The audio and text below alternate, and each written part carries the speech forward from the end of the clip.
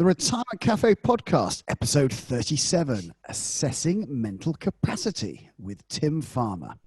Hello and a very warm welcome to the Retirement Cafe podcast, brought to you by MFP Wealth Management. This week, I'm tackling the challenging topic of assessing mental capacity. As we age, there are a number of occasions where we may need to check whether someone has still got the mental capacity to make a decision, whether that be for legal reasons or for medical reasons. And needless to say, it's a highly emotive topic. So I'm delighted to be joined today by Tim Farmer, who's known in the industry as the guru of mental capacity. He's the author of The Grandpa on a Skateboard and, really chuffed that he's taken the time to chat to us. So welcome to the show, Tim, and thanks for joining me. Thank you very much. Thanks for asking. It's a pleasure. Really looking forward to it. So, Tim, I'm going to launch straight in. Well, tell me a little bit, tell our listeners, for those who may not know of you, a little bit about yourself and your background. Okay, so I'm a multi-award-winning author and expert witness specialising in the assessment of mental capacity. I'm also the founder of a company called TSF, which is, again, a multi-award-winning company, and we specialise solely in the assessment of mental capacity. So my background is I'm a mental health nurse by trade. So I've had over about 25 years plus experience of working with people with reduced cognition and capacity. And about 8 years ago, a solicitor approached me and said, look, do you know a doctor that can do a mental capacity assessment? And I said, well, actually, I train the doctors. I teach the doctors how to do it. Can I not do it? And he said, well, I don't know. We only ever use doctors. So I did the assessment. So I became the first nurse to have evidence accepted by the Court of Protection. And then I looked around at the provision of mental capacity assessments, and it struck me that I suppose the most worrying thing for me at the time was the average turnaround time was 4 months using the GP. The quality of the reports was very poor. So I said to myself, I've got to change it.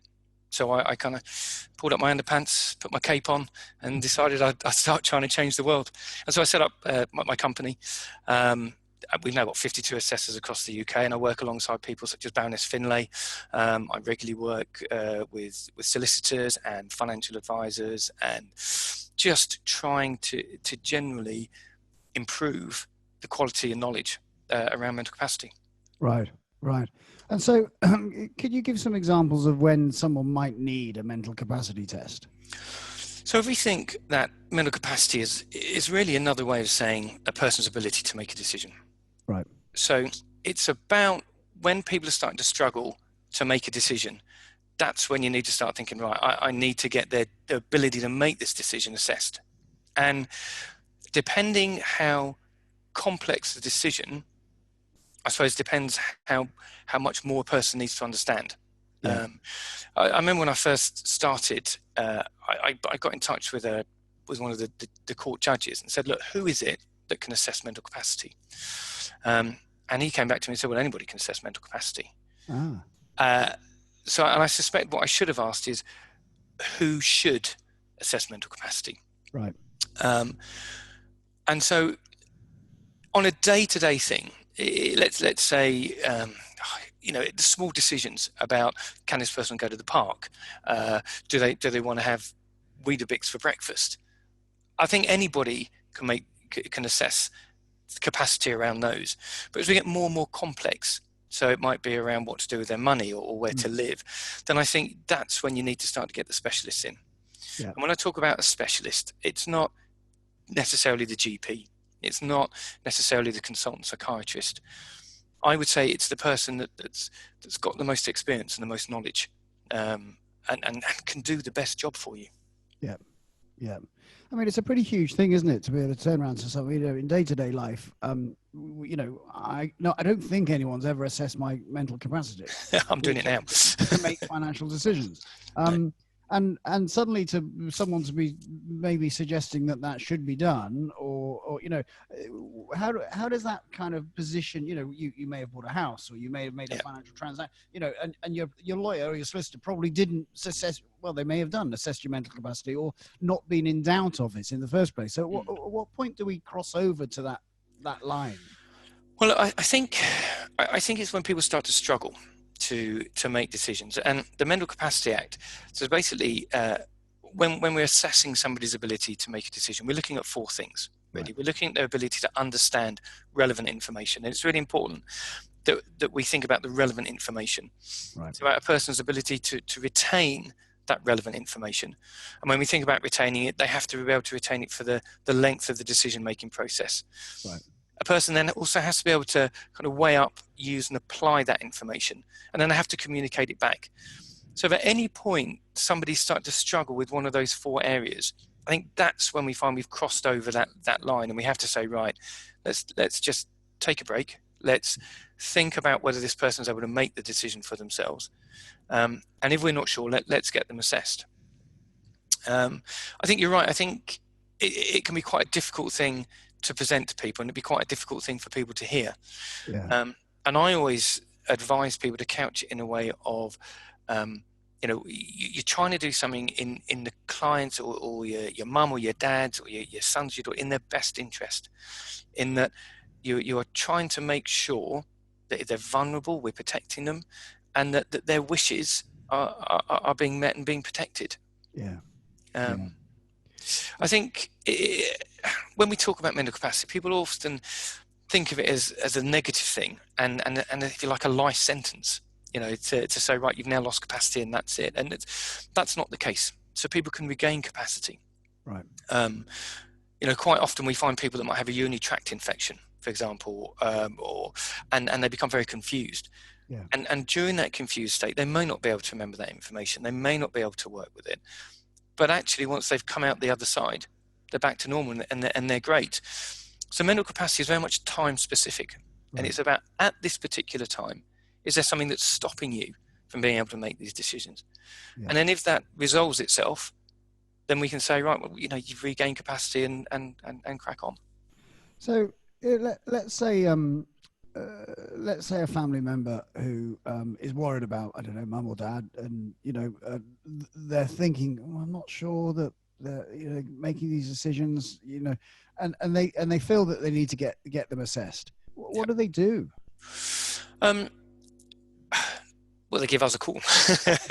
Right. Okay. Give TSF a call, and we can talk it through with you. Right. I think when we think about kind of the next stages, the first thing you need to narrow down really is what's the specific decision that you're thinking about. Right. And so it might well be, look, can mum and dad manage their property and finance? So I would try and identify the areas that you think your mum and dad might struggle in, and then I'd give us a call, and we can talk it through with you, and we can help you unpick the different bits. It's often really useful to approach a solicitor. So there are lots of really good solicitors that are versed in kind of court of protection work. There are lots of great IFAs that are also kind of very much aware of these sorts of issues. So you can go to these professionals and you can take advice from them and say, look, these are my concerns. What becomes the next stage?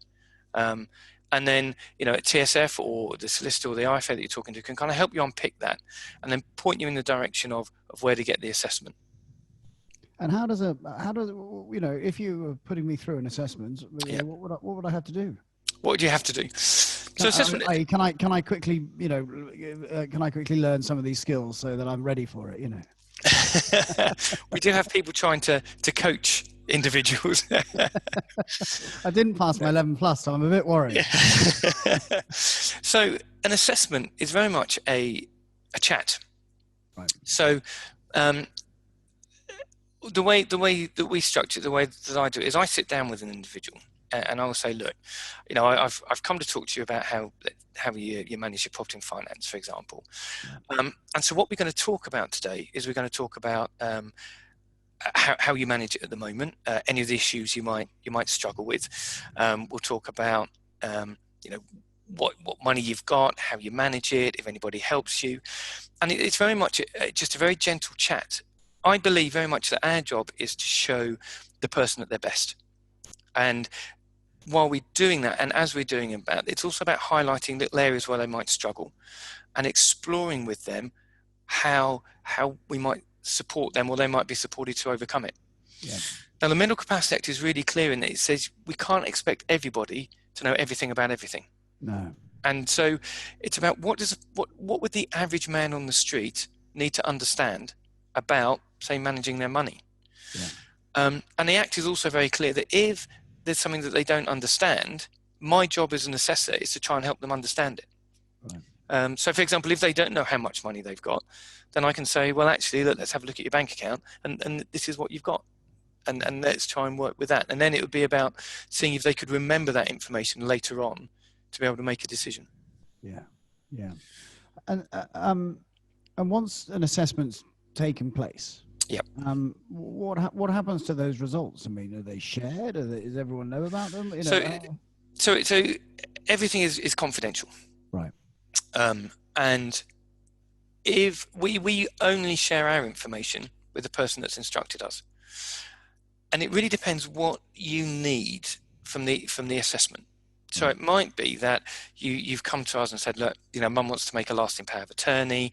She's got early onset dementia, and we're a little bit worried about whether she's able to do it. So we would sit down and we would do that assessment, and then at the end of it, we'd be able to say, yeah, absolutely, she can do it. And in fact, we've signed it and we've been the certificate provider. Or we can say, we don't think your mum can do it, but what we can do is we can now do a report that you can present to the Court of Protection. That basically says, look, mum's not able to do it, so can you appoint us, you, the daughter, or whoever you want, to manage mum's finances for her. Right, great. And I suppose the solicitors are doing that in the same vein. They're just trying to make sure that when they're taking an instruction that it's been, and I suppose I can imagine people changing their wills, for argument's sake, that could be a classic, couldn't it? All of a sudden, a will's been in place for a long time, and then all of a sudden, it's for that someone wants to change it with a different beneficiary, unknown before, and wanting to check that that's the right thing. Yeah, and I think for many cases there's also a belt and braces aspect to this. So if people are making kind of quite controversial decisions, like say, someone might have decided that they don't want to include a certain beneficiary and they feel it might be challenged later, then they might say, well, I want a capacity assessment so that I can rebuff that challenge later. Or it might be that the person is struggling with memory or with understanding, and actually you want to make sure that what they're saying, they're really understanding the consequences of the decisions they're making. Yeah. And I mean, I presume, to a certain extent, of course, your mental capacity assessment is a bit like any health assessment, I suppose, is a bit, it's fluid, isn't it? I mean, I'm at the moment hopefully fit and well talking to you, but who knows where I'll be tomorrow? And what happens in the 24 hours between now and then. It could change my capacity to make decisions, couldn't it? It could. There are two very key elements to mental capacity. One is that it's item specific, and one is that it's time specific. Right. And like you say, with the time, it's all we can really say is, what are you like now? So at the moment, look at you on the screen and say, yeah, absolutely, you've got capacity and blah, blah, blah. But after this, you might step outside, you get, God forbid, you get knocked down by a bus or something, and that could suddenly change everything. Yeah. And so that's why we say that capacity is time specific. And as I mentioned earlier, you might become unwell, and during that period of being unwell, you might lose capacity. But then when you get better, you might come out the other side.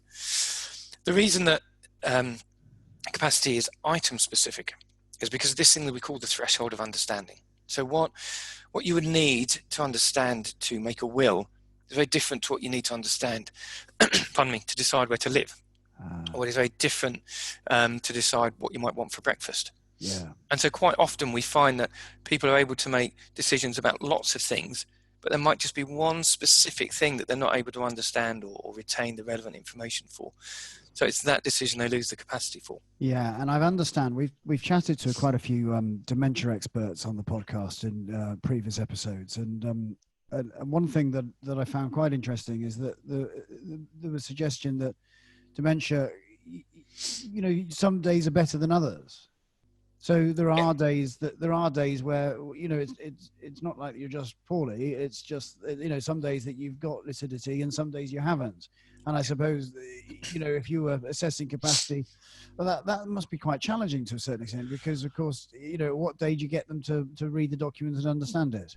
Yeah. So, and that's part of kind of the pre-work, if you like, Right. before we go and do an assessment, is about finding out when people are better. Right. So we often know that people with dementia are better in the morning than in the afternoon. Okay. And it's about trying to make sure your assessment sees them in a place that they're familiar with and comfortable with, because we know if people are confused and you put them in an alien environment, it makes them more confused. It's about trying to find that right time for them. And so one of the questions we will always ask when we see somebody is, actually, is today a good day? Because if it's not a good day, if it's not a good time to get them, then can we postpone that? Yeah. I think the other really important thing is about, because somebody's got a diagnosis of dementia, doesn't automatically mean they can't make a decision. And it's about, there's something called the causative nexus, which we look for, which is a link between any illness or impairment of the mind to their ability to understand and retain and weigh up and use information. Right. I've got a great story. I was asked to see an old lady. She was 89. She had early onset dementia, and she had £400,000 in the bank. She had no driving license, and she wanted to buy a £350,000 sports car. Wow. Now, when you're presented with those facts, you think, okay, I think something might be a little awry here. But I went along to see her, and I said, tell me about what's going on. And she said, well, the thing is, I'm 89. I've got cancer. I've been told I've got 3 months left to live, but I've got an only child, and ever since he was about 7, he's wanted a particular type of sports car, and that sports car costs £350,000. And I'm not buying the car for me; I'm buying it for him. And she was able to explain that, once she spent that money, she had £50,000 left, and if she'd, if they got the diagnosis wrong, she lived for another 2 years, and she had plenty of money. And if after that she was still alive, well, she'd be in a care home, and the state would look after her. Right. Okay. So even though she had this dementia, she was actually perfectly capable of being able to make these decisions and buy this sports car, which she did. And her son was over the moon about, as you can imagine. Amazing. Yeah. So I think it's really important that we see the individual rather than a diagnosis or an impairment and that sort of thing. Wise words. So tell me about your book, Grandpa on a Skateboarder. This is the practicalities of assessing mental capacity and unwise decisions. So why did you decide to write this? This is Well, I read it several years ago because at the time there were loads of really heavy textbooks talking about mental capacity, right. But there was nothing that said, look, this is how you do it in practice. This is and the intention of the book is it's an easy read that basically says, look, this is what you need to understand, and this is how you do it, and it's a pick up and put down, and there's no jargon, and it's if you like a dummy's guide to assessing capacity. Right. And I got the idea of the title. There's a guy on Google. You can Google him. There's a guy called John Joe. He's in Spain. At the age of 74, he took up skateboarding. Right. Because it's so much like his other hobby, which is snowboarding. Okay. And you can see him being interviewed, and the lady interviewing says, but John Joe, aren't you worried about hurting yourself? And he says, well, of course I am, but that's why I go slowly. and it just struck me as such a perfect example of what we would call an unwise decision. And I suppose an unwise decision is a decision that somebody else would make that's different to you, but is based on the same body of evidence.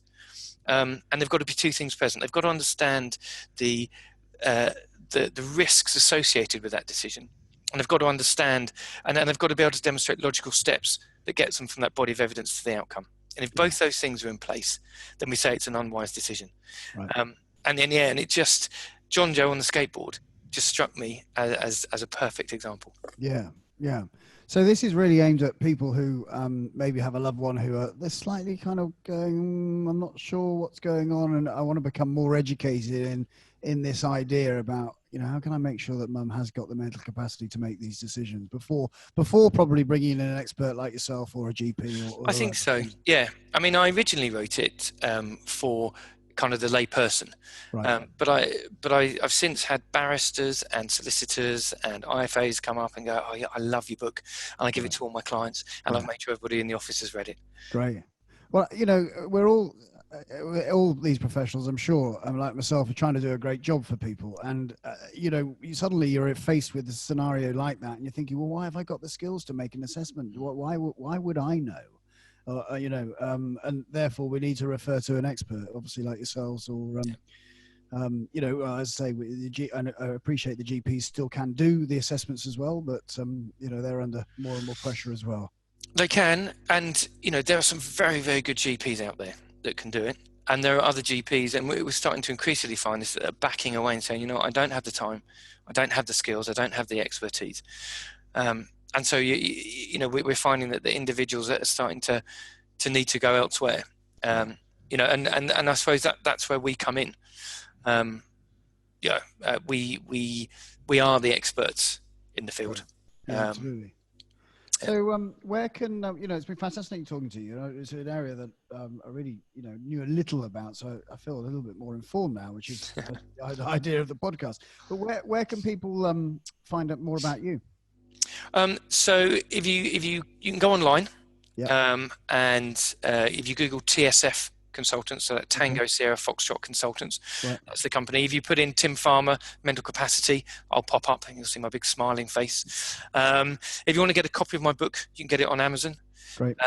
If you want to give us a call, our telephone number is 0333, so 0333 577 7020. Right. It's one of these free phone numbers from your landline and mobile. Right. Yeah. Wonderful. Well, we'll put all those links in the show notes so that people don't have to, if they're listening in their car or walking about, they don't have to get out a pad of paper. But thank you so much for joining me today. It's been really, really fascinating, and doing great work. Thank you. So if you'd like to find out more about Tim and the work he does and his book, please check out the show notes at theretirementcafe.co.uk, where you'll find all those useful links. And to continue the conversation about topics we've discussed on the podcast, or to stay up to date with posts and articles relevant to your retirement, then please visit and follow our page on Facebook. Simply search for theretirementcafe.co.uk. So as always, if you've enjoyed this episode, please do leave a review on iTunes or subscribe so you'll never miss an episode, either on our website or your preferred podcast player. Finally, thank you to MFP Wealth Management for sponsoring the Retirement Cafe podcast and making it all possible. Until next time, this is Justin King, helping you feel more informed in your retirement.